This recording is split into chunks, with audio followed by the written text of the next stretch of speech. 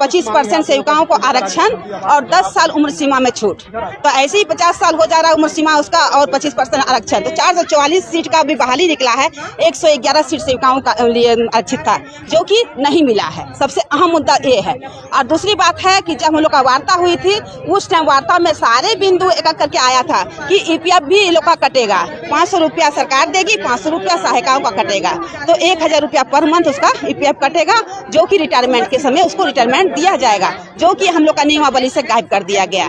उसमें पेंशन भी दिया गया था, बीमा भी दिया गया था और प्रमोशन भी दिया गया था।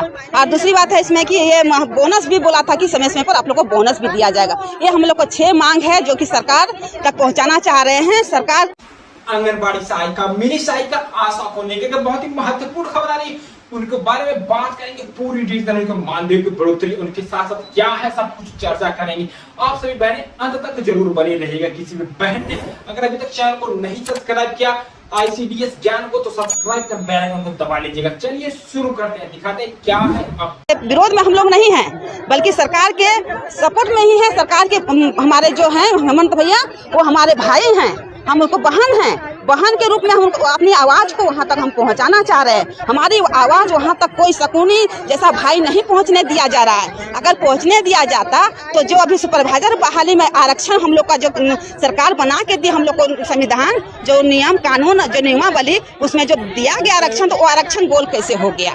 ये बात सबसे बड़ी बात है कि जब हम लोग का नियम कानून का उल्लंघन सरकार दे के कर रही है, तो ये सरकार तक पहुंचाने के लिए हम लोग यहाँ तक पहुंचे हैं, ताकि वो शकुनी जैसा भैया का खेल समाप्त हो सके और हमारी आवाज सरकार तक पहुंच सके।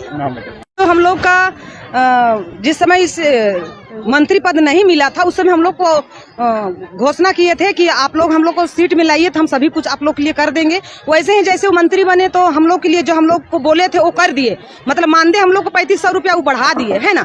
लेकिन उसके अलावा हम लोग को और सारा बहुत सा नियम लागू करने वाले थे। जैसे कि बोले थे कि 6% आप लोग का पैसा कटेगा अकाउंट से और 6% हम देंगे। और जब आप लोग रिटायरमेंट हो जाइएगा तो 2 लाख रुपया सेविका को और 1 लाख रुपया सहायिका को मिलेगा, है ना। तो वो भी अभी तक हम लोग को लागू नहीं हुआ है। बशर्ते जो अभी सुपरवाइजर बहाली हो रहा है उसमें हम लोग को बोले थे कि 25% आरक्षण सेविकाओं को मिलेगा, पर अभी जो निकाला है उसमें से हम लोग को कोई आरक्षण नहीं है। तो हम लोग उससे मांग करते हैं कि जो उसमें उम्र सीमा लागू किया है उसको हटा दिया जाए। बशर्ते जो हम लोग का सब्जेक्ट है उसको भी वो हटा दिया जाए, कहे कि हम लोग